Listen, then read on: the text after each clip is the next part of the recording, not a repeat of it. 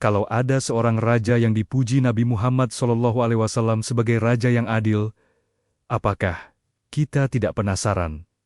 Seperti apa imannya? Bagaimana mungkin seorang penguasa besar yang jauh di Habasyah bisa jatuh cinta kepada Islam hanya dengan mendengar beberapa ayat Al-Quran, dan bagaimana hijrah kecil yang dilakukan segelintir sahabat justru membuka jalan hidayah bagi seorang raja yang tidak pernah melihat wajah Rasulullah di dunia. Inilah kisah Raja Najasyi, raja yang memilih iman di atas tahta. Najasyi yang nama aslinya Asyamah, tumbuh di lingkungan istana Habasyah yang penuh aturan, penghormatan, dan tradisi panjang. Sejak kecil ia terbiasa melihat para penasihat kerajaan bermusyawarah bersama ayahnya sang raja. Ia melihat rakyat datang dengan keluhan dan berharap pulang dengan keadilan.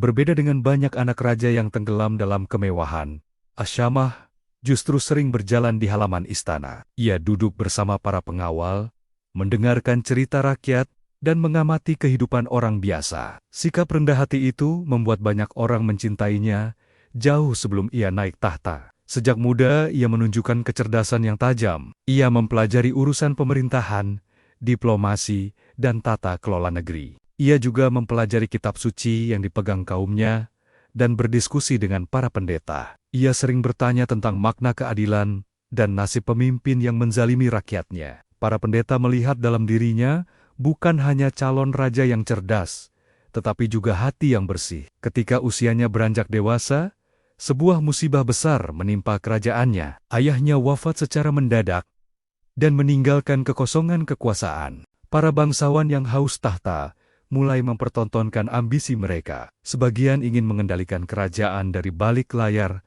melalui Raja Boneka. Sebagian lagi ingin merebut tahta secara terang-terangan. Di tengah kekacauan itu, banyak bangsawan menganggap Asyamah terlalu muda dan terlalu lurus. Mereka takut tidak bisa mengajaknya bermain kotor. Namun rakyat kecil melihatnya dengan pandangan berbeda. Mereka mengenalnya sebagai pemuda yang lembut, adil, dan dekat dengan rakyat. Nama Asyamah mulai disebut di pasar, di ladang, dan di rumah-rumah ibadah. Rakyat menginginkan pemimpin yang memikirkan nasib mereka, bukan sekadar menjaga kursi kekuasaan. Tekanan suara rakyat makin kuat, dan para penasihat istana tidak lagi bisa mengabaikannya. Suatu pagi, Asyamah dipanggil ke balerung istana. Ia datang dengan pakaian sederhana, tanpa banyak perhiasan. Para bangsawan memandangnya dengan dingin, sementara rakyat di pelataran istana menatapnya dengan harapan. Seorang penasihat tua berdiri dan mengumumkan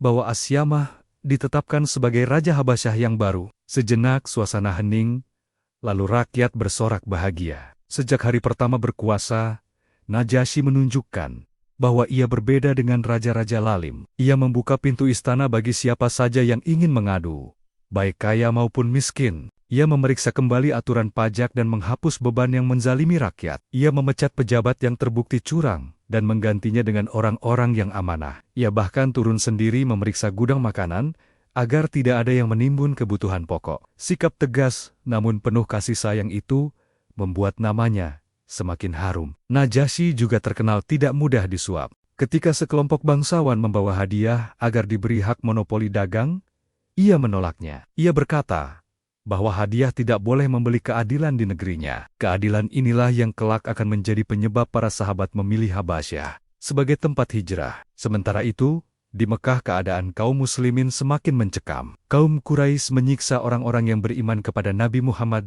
SAW. Ada yang dijemur di tengah padang pasir dan dipaksa meninggalkan Islam.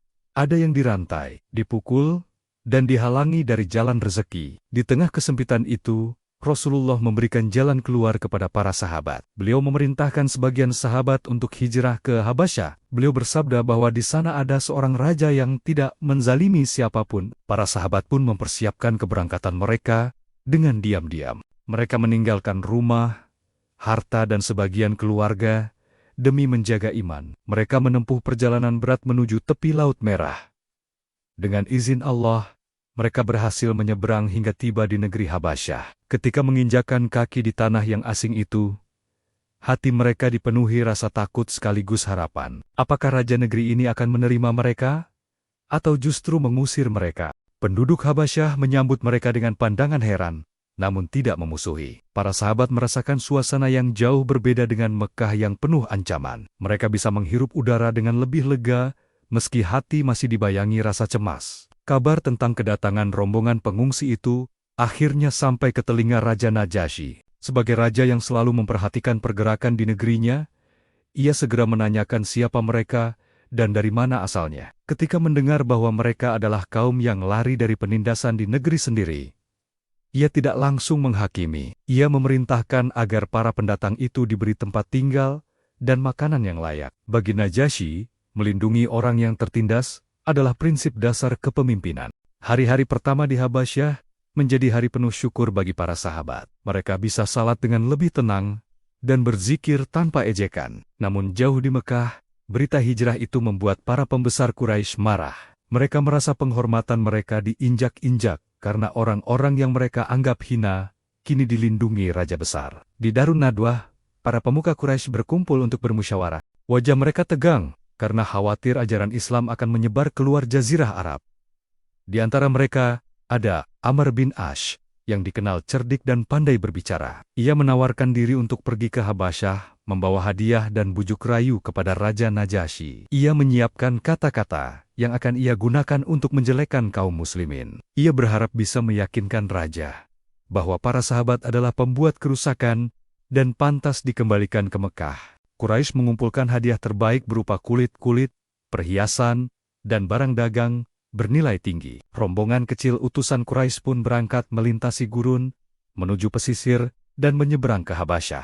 Di sisi lain, para sahabat yang tinggal di Habasyah belum mengetahui rencana jahat itu. Mereka hanya terus berdoa agar Allah menjaga mereka dan melindungi hati sang raja. Mereka yakin bahwa Allah tidak akan meninggalkan hamba-hamba yang telah hijrah karena mencari ridho-Nya.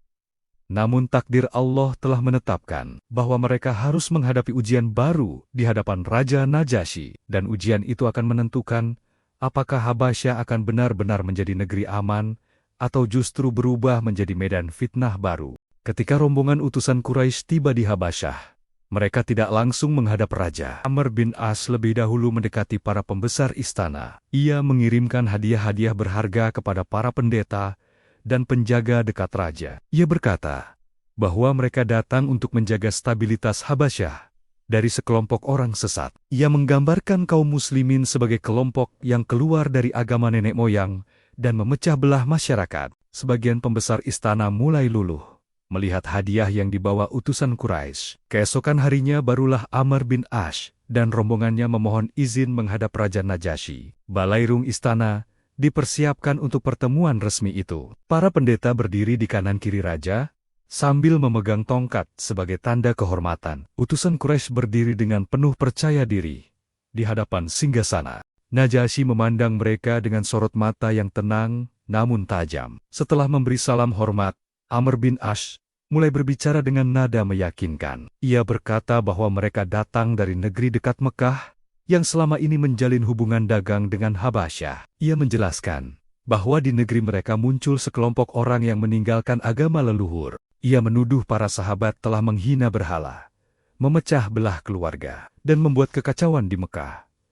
Ia mengatakan bahwa mereka tidak mengikuti agama Quraisy dan tidak pula mengikuti agama Habasyah. Ia menakut-nakuti raja bahwa jika mereka dibiarkan menetap, mereka akan menebarkan fitnah di Habasyah sebagaimana di Mekah. Kemudian ia memohon agar raja menyerahkan kaum muslimin kembali kepada mereka. Beberapa pembesar yang sudah menerima hadiah mulai membisikkan persetujuan. Mereka memuji kata-kata Amr dan mengingatkan raja tentang pentingnya hubungan dagang dengan Quraisy. Namun Najasyi tetap diam dengan wajah sulit dibaca. Ia dikenal sebagai raja yang tidak mudah diombang-ambingkan oleh tekanan satu pihak. Setelah suasana tenang, Najasyi berkata dengan suara mantap. Ia mengatakan bahwa ia tidak akan menyerahkan siapapun yang datang mencari perlindungan di negerinya sebelum mendengar langsung dari mereka. Ucapan itu membuat utusan Quraisy terkejut.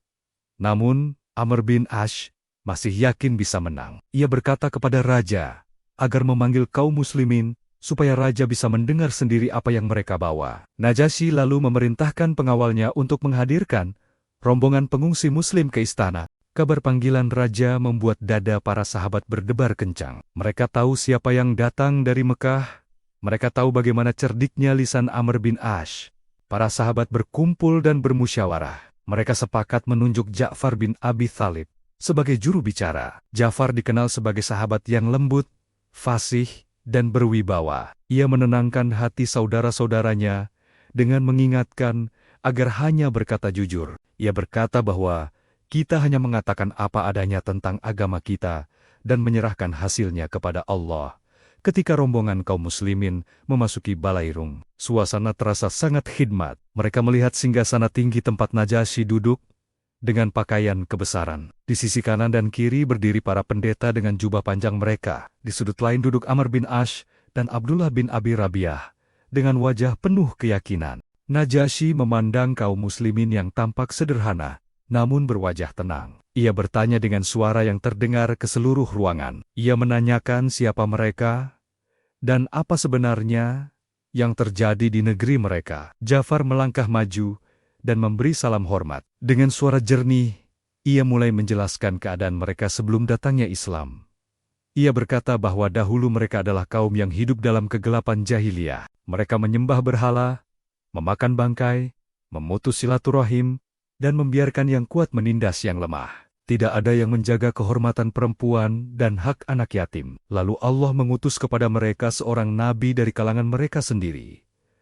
Mereka mengenal nasabnya, kejujurannya, dan amanahnya. Nabi itu mengajak mereka menyembah Allah saja dan meninggalkan segala sesembahan selainnya. Ia memerintahkan berkata jujur, menunaikan amanah, menyambung silaturahim, dan berbuat baik kepada tetangga. Ia melarang mereka dari perbuatan keji, penumpahan darah, dan kedustaan. Ja'far melanjutkan bahwa sebagian mereka beriman dan mengikuti Nabi itu. Namun kaum mereka membenci perubahan itu dan mulai menyiksa orang-orang yang beriman. Mereka dipukul, disiksa, dihalangi dari ibadah, dan dipaksa kembali kepada agama lama. Ketika penderitaan semakin berat, Nabi mereka memerintahkan untuk berhijrah ke negeri Habasyah. Nabi menyebut Habasyah sebagai negeri yang diperintah oleh raja yang adil, yang tidak menzalimi siapapun. Maka mereka datang ke negeri itu untuk mencari perlindungan. Ruangan itu hening ketika Ja'far menyelesaikan penjelasan itu. Najasyi memperhatikan setiap kata dengan sungguh-sungguh. Ia kemudian bertanya tentang apa yang diajarkan Nabi Muhammad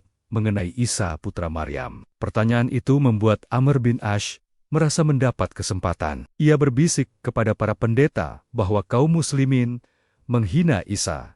Namun Ja'far menjawab dengan tenang. Ia berkata bahwa mereka tidak mengatakan apapun tentang Isa, kecuali apa yang telah Allah firmankan. Najasyi meminta Ja'far membacakan ayat yang mereka miliki tentang Maryam dan Isa. Ja'far pun membacakan ayat-ayat dari surah Maryam dengan suara yang khusyuk. Ia membacakan kisah Maryam yang suci dan kabar gembira kelahiran Isa sebagai hamba Allah dan nabinya.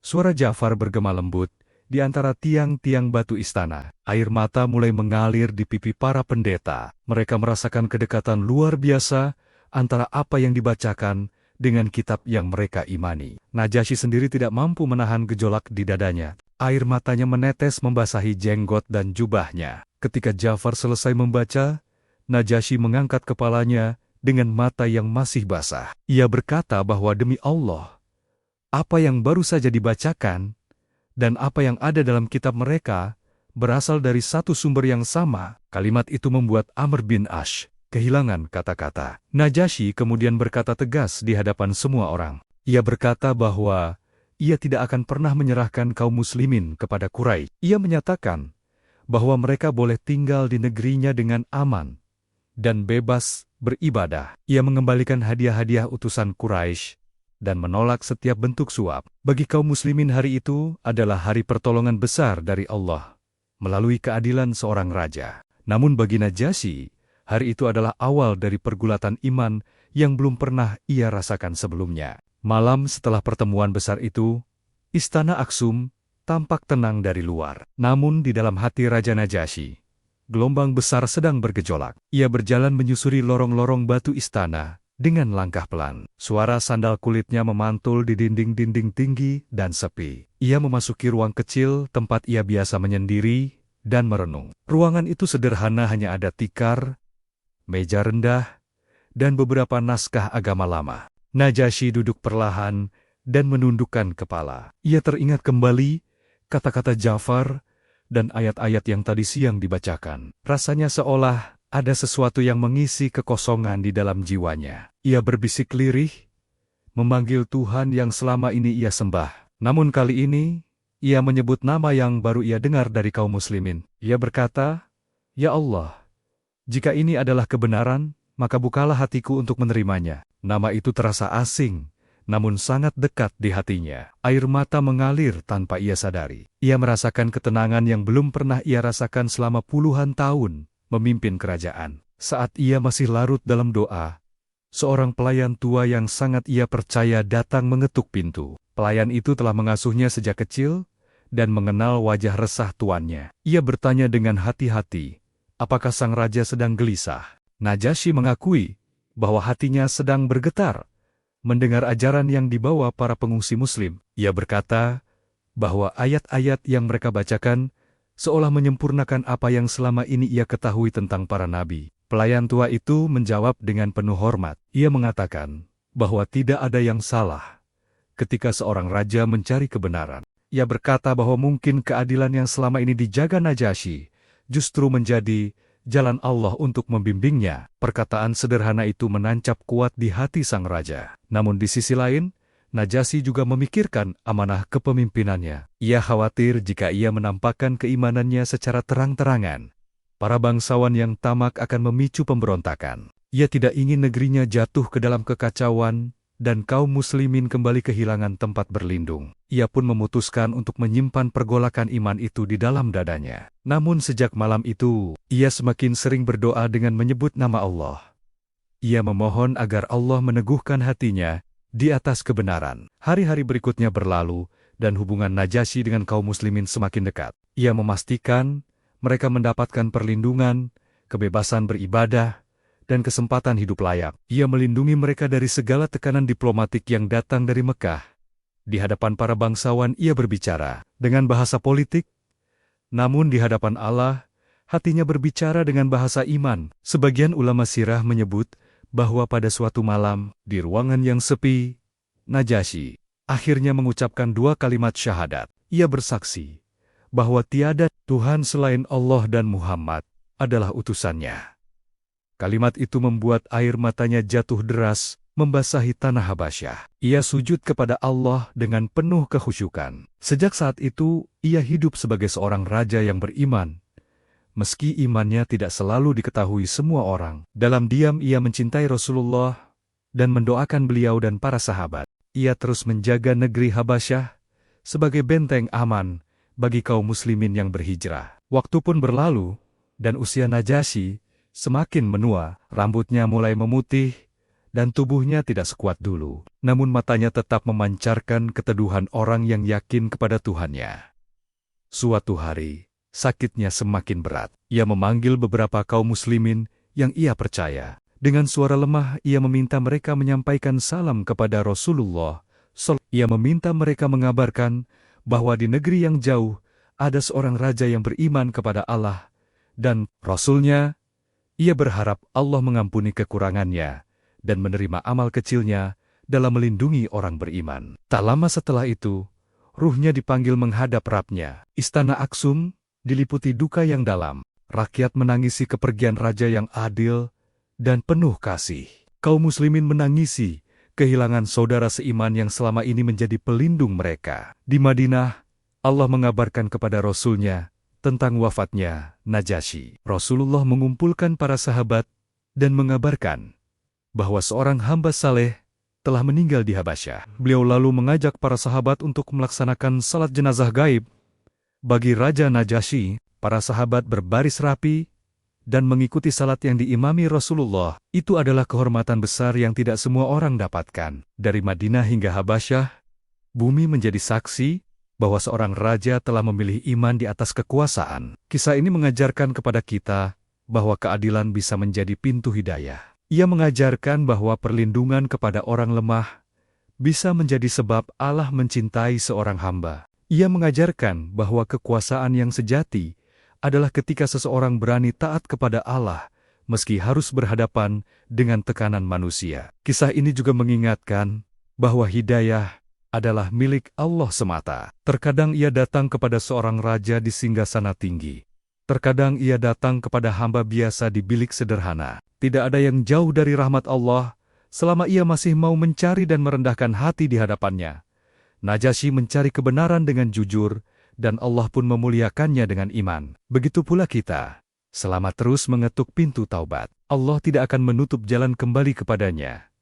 Maka, jangan pernah berputus asa dari rahmat Rabbul Alamin. Sahabat teladan umat, mari kita renungkan sejenak posisi kita hari ini. Apakah kita sudah adil kepada keluarga, bawahan, dan orang-orang di sekitar kita? Apakah kita sudah membela yang lemah sesuai kemampuan kita, sebagaimana Najasyi membela kaum muslimin? Dan apakah kita sudah menjadikan iman di atas kepentingan dunia yang sementara? Jika kisah ini menyentuh hati kita, jangan biarkan ia berhenti di telinga. Jadikan ia pengingat untuk memperbaiki syalat, memperbanyak doa, dan menjaga kejujuran dalam setiap langkah. Mari kita doakan agar Allah mengumpulkan kita bersama orang-orang yang dicintainya, seperti Najasyi di surga kelak. Dan seperti biasa, jangan lupa sebarkan kisah ini kepada saudara-saudara kita yang lain. Silakan subscribe, like, dan share channel Teladan Umat, agar dakwah seperti ini bisa terus berjalan. Insya Allah, setiap tayangan ilmu yang bermanfaat akan menjadi amal jariah bagi kita semua. Sampai jumpa di kisah teladan berikutnya. Wassalamualaikum warahmatullahi wabarakatuh.